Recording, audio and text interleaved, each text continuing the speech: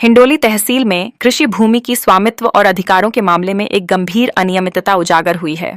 यहां अनुसूचित जनजाति के खाताधारियों की भूमि का अवैध तरीके से स्वर्ण समाज के नाम स्थानांतरण करने का मामला सामने आया है।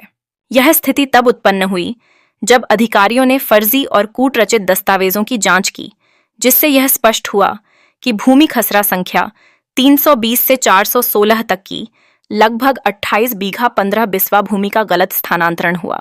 इस मामले की गंभीरता को देखते हुए तहसीलदार रतन लाल मीणा ने अपनी रिपोर्ट में बताया कि किस प्रकार अनुसूचित जनजाति के खाताधारी को अनुसूचित जाति का फर्जी प्रमाण पत्र बनाकर उस भूमि पर अपना दावा करने के लिए मजबूर किया गया।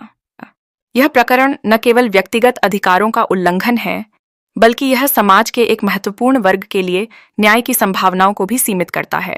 यह एक गंभीर मुद्दा है जिसे हर स्तर पर उठाया जाना चाहिए। राजस्व एक्ट 1955 की धारा 175 के तहत दोषियों के खिलाफ कार्रवाई शुरू की गई है। यह कार्रवाई सुनिश्चित करेगी कि कृषि भूमि को मूल खातेदार के नाम पर वापस दर्ज किया जाए।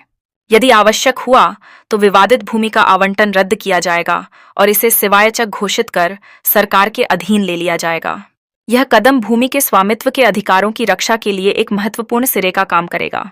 इस प्रक्रिया में न्याय की उम्मीदें जागृत हुई हैं, खासकर अनुसूचित जनजाति के मूल खातेदारों के लिए।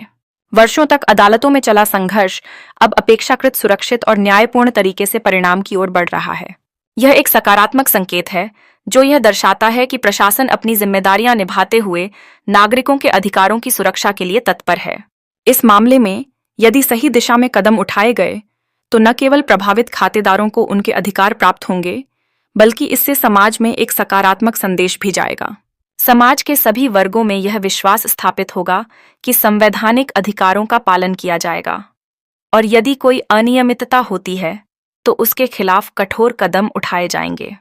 एक एसटीपी जमीन जंगल के नाम करने का मामला है।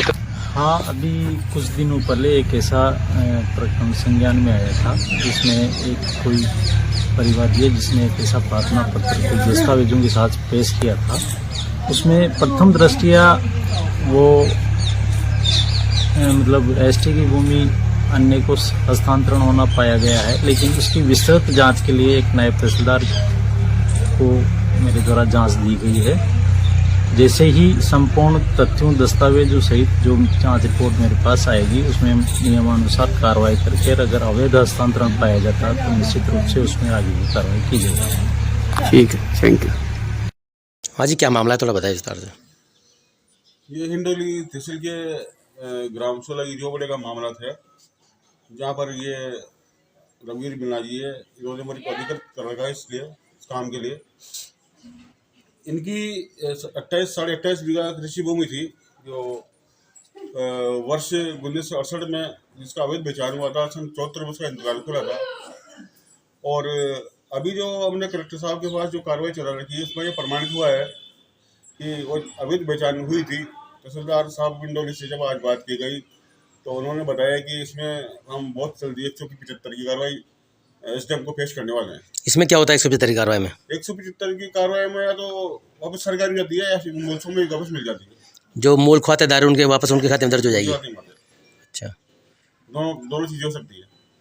तो क्या सूचना मिली थी कि फर्जी तरीके से बेचना भी जा रहे हैं वापस से, क्या कहना है? विशेष सूत्रों से पता चला है कि अभी जो उसमें वर्तमान खातेदार है वो जमीन को बेचना चाह रहे हैं और जो भी जमीन को खरीदना चाह रहे हैं वो अगर खरीदते हैं तो उसके जिम्मेदार वो खुद रहेंगे। अगर कुछ बात होती है तो उनका पैसा डूबेगा, फिर अगर वो देंगे जमीन खरीदेंगे तो डूबेगा 100%। तो वापस हो तो सिवाय चेक हो जाएगी या फिर इनके खाते में मूल हो जाएगी तो पैसा डूबना ही है। दोबारा उनको मूल खाते रजिस्ट्री करानी पड़ेगी। इसमें क्या रहेगा, कैसे खरीदेंगे दोबारा अगर खरीदेंगे तो?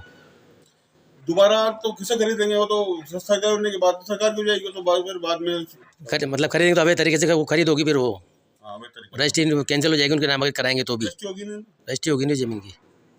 ठीक है, चलो।